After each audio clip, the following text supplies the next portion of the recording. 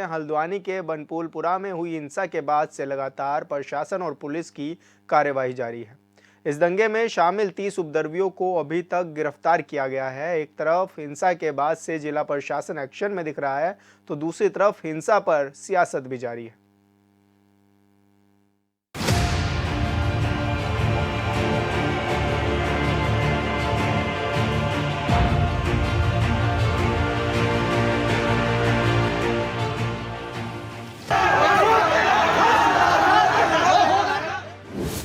दंगा करने वालों को मिलेगी सजा, नुकसान की पाई पाई करेंगे वसूल।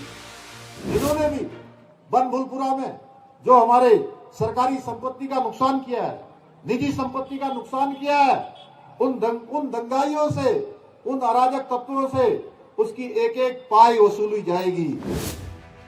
उत्तराखंड के मुख्यमंत्री पुष्कर सिंह धामी का ये बयान उन लोगों को तीर की तरह चुभ रहा होगा जो हल्द्वानी की हिंसा के सूत्रधार रहे होंगे।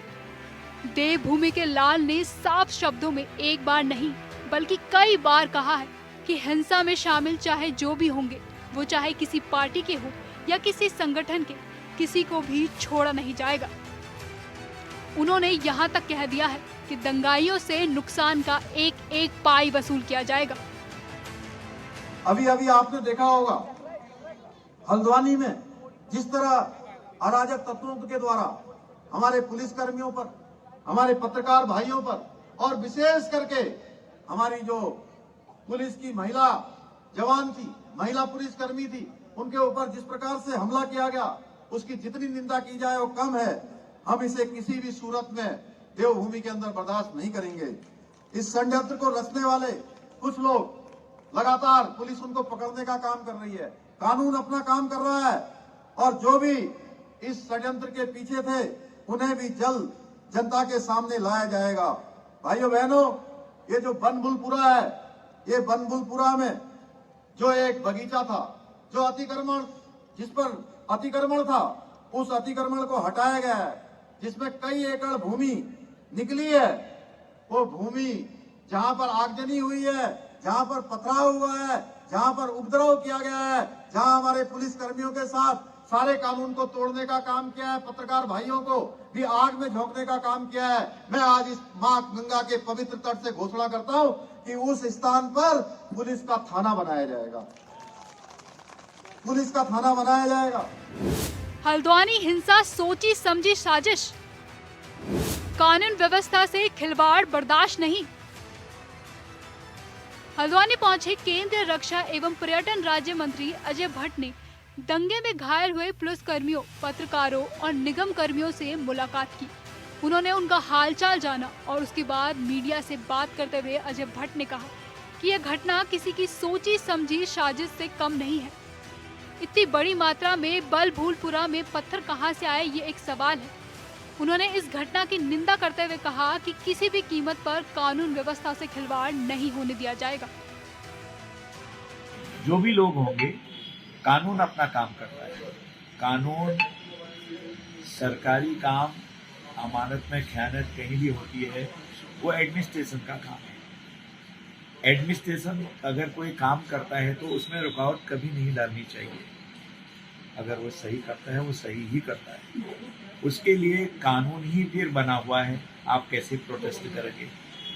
लाठी, गोली, पेट्रोल बम, पथराव, इतनों की पिटाई, किसी का हाथ फ्रैक्चर, किसी का नाक फ्रैक्चर, किसी के सर में, उसको निकाल के एक पत्रकार ने बताया कि नाक से, आंख से, कान से, तीनों जगहों से, मुख से खून बह रहा था और मैं बेहोश हो गया। बताइए, तो ये कोई न कोई इसको संचालित कर रहा था। संचालित जो कर रहा था वो अपराधी है।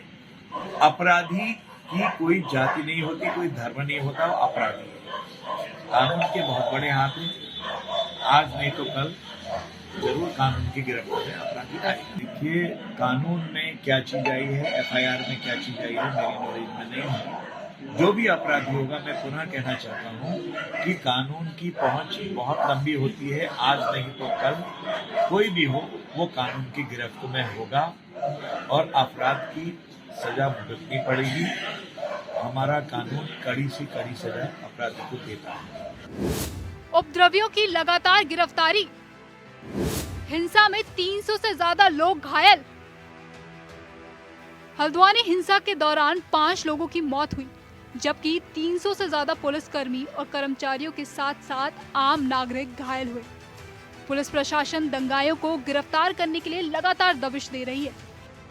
एसएसपी नैनीताल प्रहलाद नारायण मीना ने बताया कि हिंसा के मामले में पुलिस ने अब तक 5000 से ज्यादा अज्ञात लोगों के खिलाफ मुकदमा दर्ज किया है।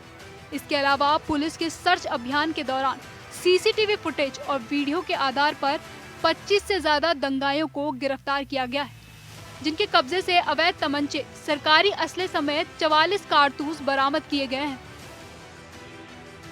बनफूलपुरा में जो थाने पे आगजनी और अतिक्रमण के दौरान जो उपद्रव की घटना हुई थी, उसमें आप सबको जैसे पता है हमने 3 एफआईआर रजिस्टर की है।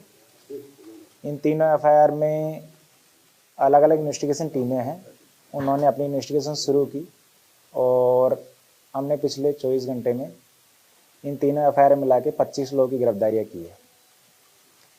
ये जो लोग हैं, इसमें जो थाने पे पथराव हुआ था उस एफआईआर में 12 लोग हैं और जो बाकी 6 लोग हैं वो एक हमारे थाने की जो गाड़ी जलाई थी दूसरे थाने की, उसका एफआईआर में है, और 7 लोग जो हैं नगर निगम की तरफ से जो एफआईआर दी गई थी उसमें गिरफ्तार किए गए हैं। तो इस तरीके से 25 लोगों की गिरफ्तारियाँ हुई है। इन 25 लोगों के कब्जे से अगर देखा जाए तो अलग अलग जगह से और अलग अलग अभियुक्तों से हमने 7 तमंचे जो कंट्री मेड वेपन होता है वो बरामद किया और